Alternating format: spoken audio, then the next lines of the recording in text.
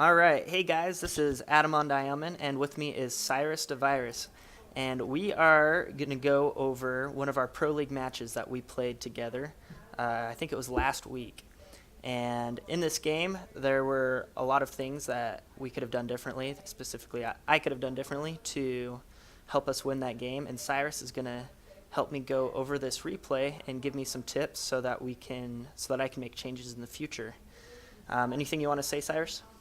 Oh, hey, well, thanks for having me today. It's it's always a pleasure to kind of cast these games and go over them. But yeah, I'm excited and I'm ready to kind of give my expertise or and give my input on some of the things that happen in the game, and hopefully the viewers out there can really get an understanding of what we're talking about, and it'll help them in their daily games at DC.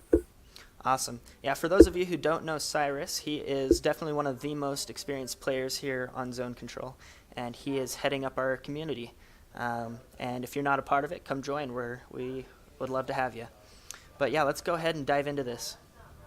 Okay, I'll go ahead and click the watch button, and here we go.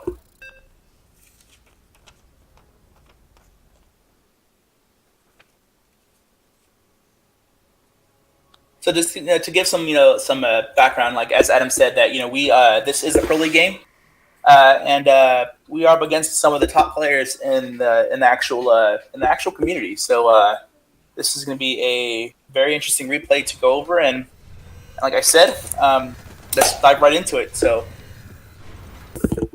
all right, guys. So one of the first points we want to talk about, this is starting off very simple here with your first kind of engagements here. So as you can see on the bottom of the screen, we have Adam versus Bang Boogie in lane. All right. So one of the things that I want to point out that what happens in this replay here is that Adam makes a mistake, and how he makes a mistake is early in this engagement when you're first getting your max army, your first max supply. Obviously, like the supplies are going to be even, right? So what you don't want to do is engage Bang Boogie's army, or Adam does not want to engage Bang Boogie's army on his side, especially this close to his bunker. And we'll see what happens. I'll replay it and see what happens here.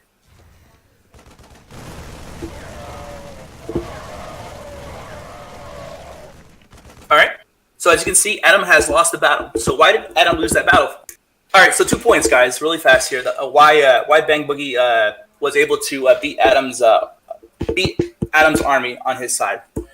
Even though the army supply or the supply on both sides were kind of relatively even since it's the beginning of the game, that's the fact that Adam engaged Bang Boogie on his side. Bang Boogie had more supply in the battle rather than in general, so that's why he was able to win that battle. And second, too, since Adam engaged Bang Boogie's army on his side, Bang Boogie is able to reinforce that battle a lot faster than Adam can. Since Bang Boogie has his bunker a lot closer to the battle than Adam does. So those 2 points really, kind of play a key role. So kind of, to sum this up is, this early, you always want to try to do your best not to engage your lane on his side most of the time. And that kind of, plays a really big role throughout the game as well. So you have to keep in mind, keep conscious of your army size versus their army size, and where the actual battle is taking place, on your side or his side. And I do want to give Bang Boogie some credit here for drawing my army back, because I thought I had the advantage there, so I was chasing. But then he was able to get his army together and beat me back like that, just with those reasons that Cyrus there was explaining. Yep, exactly. So great talk to Bang Boogie on that. I think there's one more. There's another place. We'll kind of see another example of exactly that. Once again, but I think Adam, you just do it twice, so it's not too bad. This is standard. Pretty standard here. And then I think it's coming up. Mm-hmm. All right, right here. All right.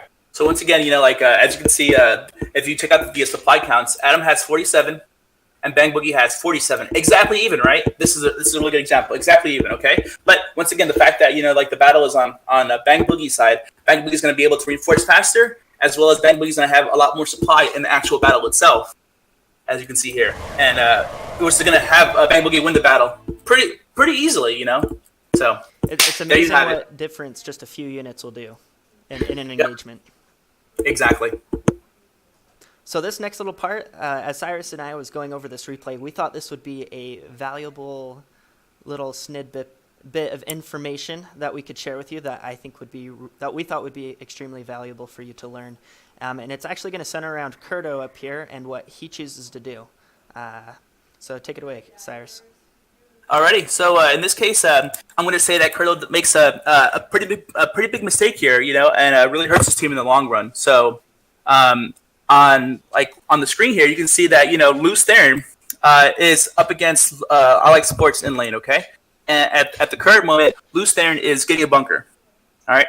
So and also, as you can see, Curto is coming to help out, Luz or I Like Sports to be able to cancel that bunker. So that's ultimate goal, right? To help out, his partner I Like Sports and cancel that bunker. But let's just see what happens here. Let's see what Curto chooses to do.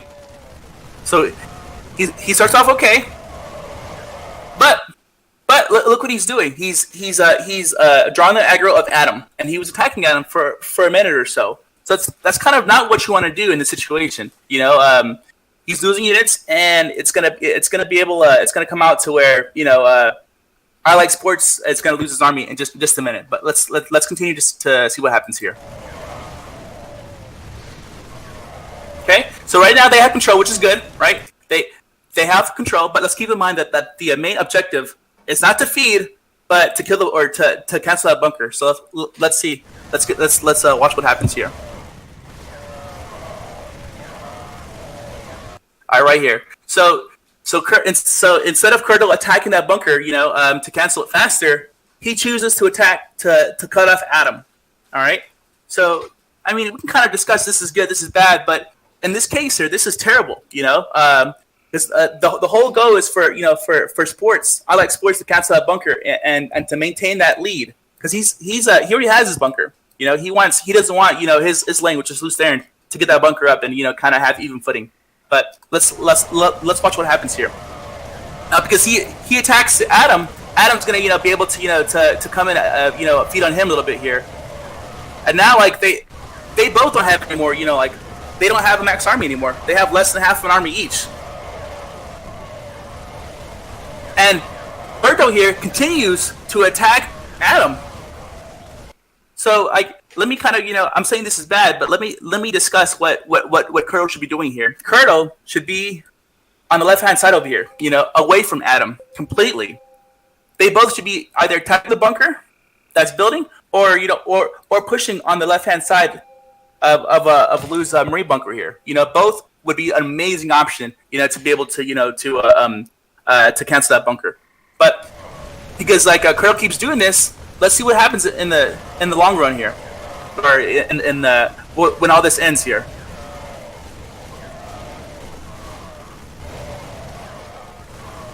So keep in mind that since Curto aggroed Adam, Adam's gonna attack him and feed him, and look what happened here.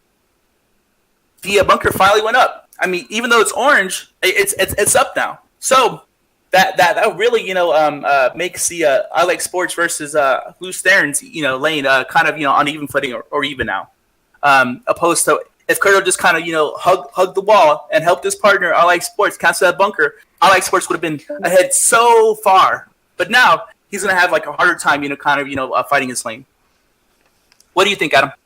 No, I totally agree. If Luz Theron was only on one bunker, I Like Sports would have total domination over this lane. And not only would he be able to feed off of Luz, he'd be able to he'd have free reign over the map. He could do whatever he wanted. He could feed off his lane here. He could come over and feed off of me or Bang Boogie. He could do really whatever he wanted if this bunker didn't go up. Exactly. And because Curto got greedy and wanted to feed a little extra, kind of doing more things at one time, it costs his partner a lot, which eventually cost his team a massive amount, of advantage that they had on Luz Theron. Okay, so for the first bit of the game, the dynamic of the game is that everyone's usually staying within their lane. Now, what's interesting is around this time of the game, the dynamic of the game will change. Well, you'll start seeing full teams going against each other, so like bottom versus bottom, or the top two teams going against each other. Now, at this point in time, we recognized that top left decided to start focusing on bottom left. And so Cyrus called me over so that we could focus on top right here and potentially take out a bunker of Fred's. So we're going to see what happens here. So go ahead and hit play again. Okay, just real fast, like before I play, I want to go ahead and make a quick comment here. The fact, like kind of played into my, my decision to call Adam over is because I was being attacked by Zateo and Fred, and when Adam came in at a beautiful angle, we were pretty much able to kill a lot of their units. So we had, Adam had a max army pretty much. I had, more than half an army, while, top right had hardly anything. So that was kind of like say, hey, Adam, they're pretty much weak inside of a bunker. Let's go for it. But let's see what happens here. Okay, in my mindset, I'm thinking, okay, he called me over. He wants to take out the bunk, so I'm just going to burrow through, and let's see how that works out. Yeah. Yeah.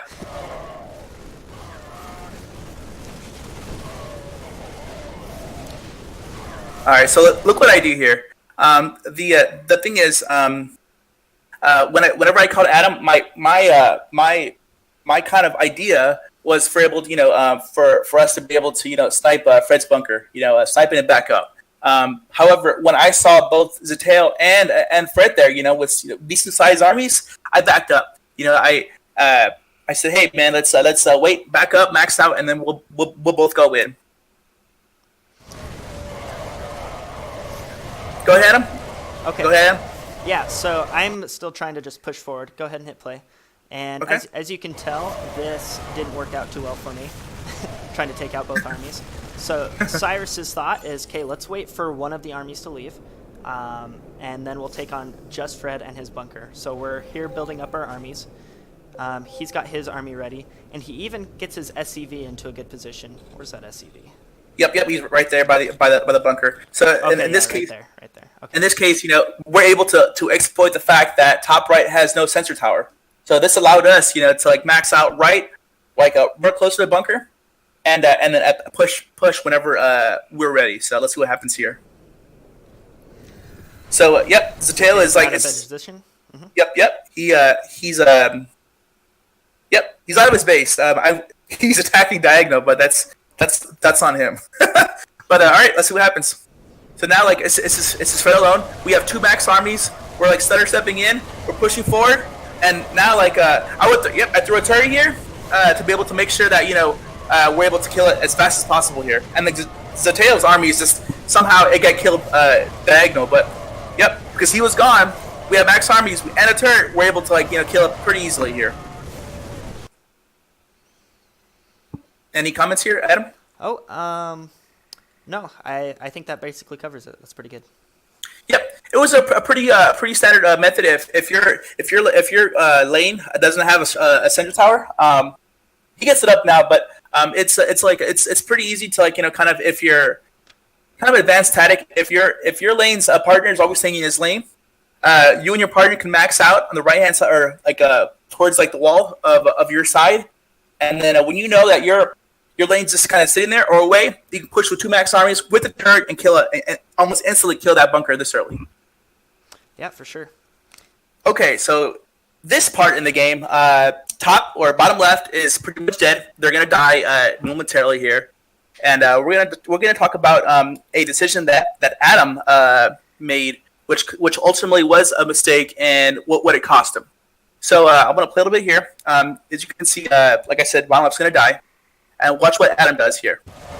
Adam kills Bang Boogie's Marine bunker, right? I back up because I'm getting attacked. And now Bang Boogie has one monk left. So let's check out what Adam does here. So he leaves it alone. He backs up. I guess he leaves that bunker for Sports to kill him. And Adam starts attacking the top right with me. Kind of, they're both there. They have turrets and a tank, so I'm not sure we won't be able to do much damage here.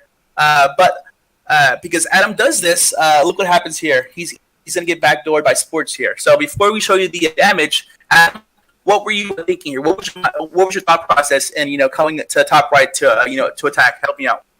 So my thought process is, okay, if we can eliminate bottom left and top right, then we can 2v2 with top left. And looking at the scoreboard, I mean, it's fairly close. I thought we were in a better position, personally. But anywho, so I left Bang Boogie with one bunker. For some reason, I was thinking he would be able to hold that a lot longer than he did, which was really dumb thinking considering he had one bunker left. So my thinking was, okay, let's go help Cyrus with top right, and if we can get rid of them, and then we're in a 2v2 situation. I see. Okay, so let's play it out and then see the damage of your actions here. So now I like Sports. After killing Bang Boogie, swept down, he's gonna kill a bunker here. Boom, kills that bunker. And before that, he sniped one of Cyrus's tanks that he had just put down. Oh my gosh! Yeah, we didn't show that part, did we? I did show it, so it's on the perfect. recording. So nice. Oh yeah. He kills the tank that Cyrus just barely put down, and then he comes down here and kills my bunker right here, and that set us back so far. Okay, definitely. And before Sports killed like the tank and the bunker, he was already first place. So that increased his lead even more, which was like really bad for us. But anyways, let's go back to the topic. So Adam had like the idea where he just kills top right first, and then it'll be a 2v2 between us and top left. So I'm going to say that was a mistake. Let's go ahead and talk about that. So you have to think about when you're playing a game, you have to think about both sides. What's my opponent going to do and what I'm going to do, not versus just what I'm going to do and kind of my idea. Because in this case, when Sports killed bottom left, what do we think Sports is going to do? Do you think he's going to stop and back up and sit in his base? Do you think he's going to go all across map to attack top right since his army's in bottom left? No, he was gonna, he was gonna come, he was gonna come and attack the closest bunkers to him, which was, Adam's bunker and my tank. Especially since we're the biggest threats on the map, that makes sense. There you go. And Sports did just that. So my idea now, after bottom left is dead, I think a correct way of thinking is to say, hey, okay, Adam, your lane now becomes diagonal. Take on top left, or take on Sports. And do your best against them, either to defend or to kill. But in this case, since Sports was like first place, it would be a good idea just to be able to maintain or kind of hold off or defend against Sports. Cyrus attacks top right and kills him as fast as I can, and then in the end game it'll be top left versus us. So kind of we both have the idea like the same end goal, but a totally different way of being there. So you have to understand once a corner is dead, your lane now becomes top left. So that's kind of like the biggest key there. For sure, and that was definitely something that set us back. Definitely. All right, so we're in an interesting position here against Sports where we each have a tank, and we're fighting across mid here. And our main objective right now should be to kill his tank. Can we push him back and take over his tank? That's what this whole battle right here is about. And so what's interesting about my position is I still have a nuke with my SCV right here. And I bring him up to join him in this fight. But I end up not using him what I should use him for, and Cyrus is going to give me some critiquing on how this goes. All right, so it's pretty static here. I'm going to play it out, see how it goes. It's pretty static, like both tanks are out of range. One quick note though, Adam, you do throw a turret here, which I think it's a mistake. When you have tanks, that are playing out, especially when you're pushing.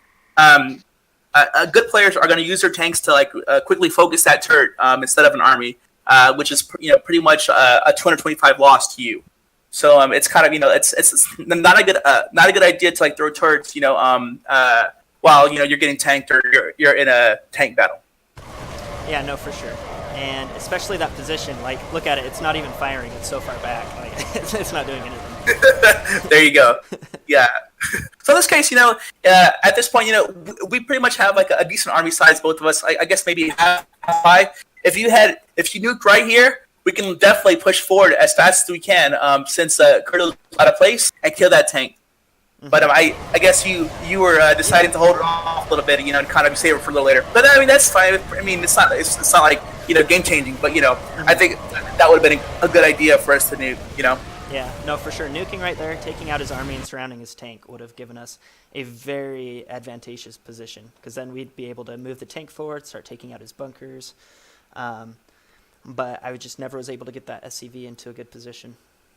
Exactly. And then once again, you threw like another turret, in the middle, and immediately it gets focused by the tank. So that's like almost 500 minerals, like just what you just you just gave away throughout, or just here's 500 minerals, it's gone now. Yep. But a quick note: when you're actually pushing like this, I think a better idea would be able to, would be to, like, if you're gonna throw turrets, if you have like a more than one SCV, to throw turrets next to the tank, like close to the tank where it's out of the tank's range. So the tank can't shoot it. Therefore, the units will be able to, or the AI of the units would focus the turret, while both armies that are attacking start to step forward and kill and kill units as fast as possible. Thus surrounding the tank and killing it. But I like. Yeah, perfect. Okay, let's just keep going, because there's a lot that happens right here. Okay, I think Sports had it good. He backed it up, and he was able to to save that tank, which is unfortunate for us, but good for him. Mm-hmm. For sure. All right, so just some standard fighting right here. Nothing too crazy, but you'll see some things happen here in just a minute. Yep. This is where all the the juicy stuff starts happening. where all happens. Okay, so sorry, go. Yeah, so I start moving the tank up into a better position, trying to get in range of that bunker. Yep. I threw a shield tower, to set up the defense for us. Mm-hmm. Okay, look at my minerals. It's starting to get really high. I'm at 29, 30, and then boom, I buy an SCV. Okay, go ahead and pause it. Okay. All right. So let me ask you, Adam, what's your thought process in buying an SCV? Why buy it for? So I really like SCV play. Getting more SCVs, you can build bunkers faster. You can build tanks. So you can build two things simultaneously. You can repair. Having two repairmen on a tank can do a lot. The more SCVs you build, the better you can do all of that. You can use turret play, throw more turrets into battles. So I find SCVs to be extremely valuable. So that was why I spent that money right there to get that SCV. Okay, I definitely agree. I love SCV play. I'd rather have SCV over tank play any day, or any late game. And all the reasons you said were perfect. That's the reason why you get SCVs. But in this case, I say it's way too early. The thing is, if you check out Adam's upgrades, he's 18, 17, 20, 13, 12. He's not even maxed on, he's only maxed on range. So I think it's definitely a bad idea this early. The 3,000 minerals, he could have used it, to max out his attack, which would definitely help him, feed a lot faster. He could have built more bunkers. He could have threw like the extra couple turrets. He could have did so much with that 3,000 minerals, because that's just so much at this point in the game. Even though it's 48 minutes in the game, I think it's still super early, and to use 3K minerals to buy extra SCV. But as you see throughout the course of the next 5-10 minutes, I would say it didn't really pay for itself. It's not going to be able to. He's not throwing extra turrets. He's not repairing the tank any faster. But we'll see. But as we'll play here, we'll keep playing. Yeah. So yep. All right. So right here, I'm gonna talk about this mistake Adam makes here. Okay. I think we'll see it throughout the game here. Whenever you're offensively tanking, okay, you want to have like the most supply of armor you can to be able to defend the attack, right? So in this case, as you can see here, Adam's gonna start pushing, but where's his army at? His army is is way in front of his tank, like attacking units. It's as if he's attacking, like just with an army alone. But like the bad thing though is that by the time his tank actually gets in position, he's not gonna have any more army to defend it. So as you can see, we'll play here. Okay. So moving the tank into position right there, but because I'm so far ahead, go ahead and pause it for a second. Yeah. So my thinking here is tanks have a farther range than they have vision.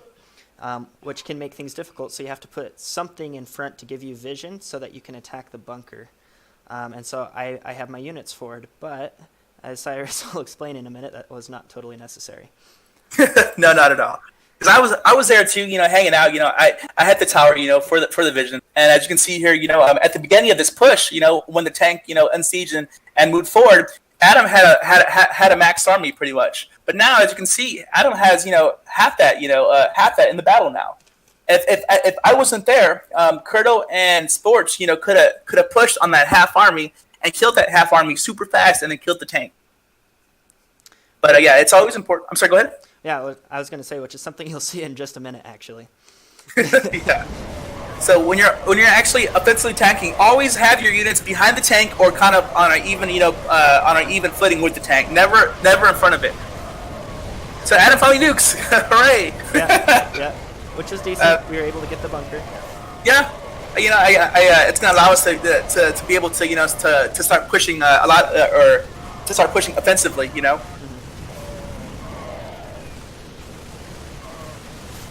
All right, so keep in mind, like I'm definitely way out of my lane, but it's to be able to kill, like the guy in first place. Mm-hmm. So Kurtle, says we dying, and then I think Brown here, Fred, wants to see what's going on. Hey, what's going on? Mm-hmm. And obviously, like I don't agree with that, because we do have Red or I like Sports in first place, by quite a few thousand. So. But I mean, I guess he's just scouting, seeing what's going on, seeing what's actually happening.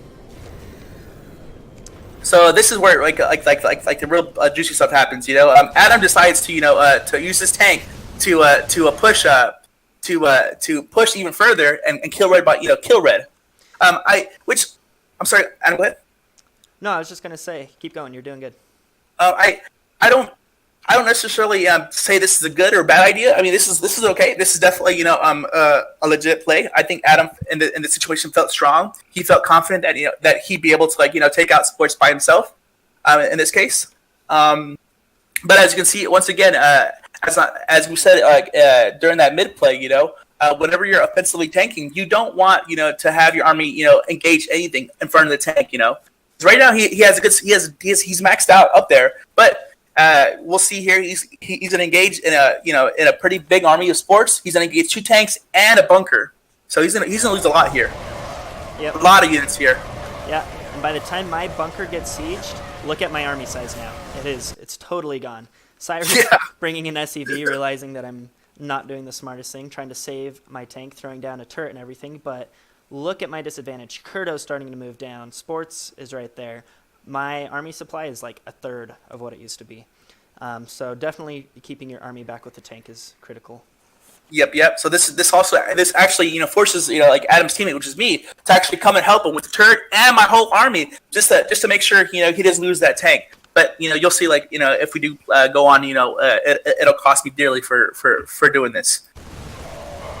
But yep, he does the third turret, but he's easily getting he's easily getting overrun by Sports' a massive army here.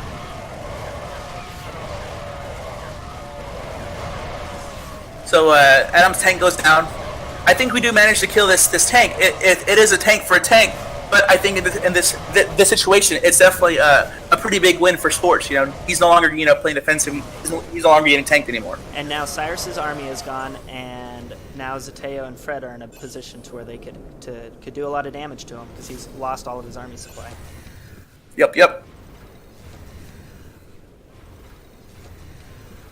And I think it's actually like you actually make the choice to tank him again. Yep. With your second tank. And you'll see that in just a second. I'm pulling that tank again, and you'd think I'd learned from the first one, but let's watch this here. I hope he keeps his army. Okay, so once again, Adam's gonna he's doing good right now. He's not attacking. He's staying still. Perfect, beautiful by Adam. It's actually like a good play by us, but but we run into it. Look at that. Yeah, that's my a army mistake. again. Third parts, it's always very important. When your tank, stay behind the tank. Stay behind your tank. It's okay if your tank gets shots or tanks a few shots. It is a tank for crying out loud. It has tank in its name. So it's okay if it takes a couple shots. but your army is still there to be able to clean up, whoever attacks it. In case, we didn't do that, we kind of, lost our armies by doing that, and now we're gonna lose that last tank. And because I was doing, I'm gonna get cut off by Fred here. Keep it paused for a second. So, okay. Yeah, so by me overcommitting, lost all the army. They come over here surrounding. Look at Cyrus's army right here. Because he was trying to help me out, he is incredibly out of position. And we got Zeteo and Fred coming down to start doing damage on him. So by me putting myself in a really bad position, it also put Cyrus in a really bad position. Yes. And note that, as Adam's saying, I'm going to lose a lot over here. But the thing is, I don't agree with this choice by Top Right. I don't agree with it because Sports is still, up by 5K. But, hey, it's like a valid choice that they made. And they do get some, value out of it. But I think in the long run, it'll cost everybody, a win or loss. So. Yeah, for sure. All right, and then as you see, now he's about to lose a lot of stuff right here. Yeah, I lose the depots.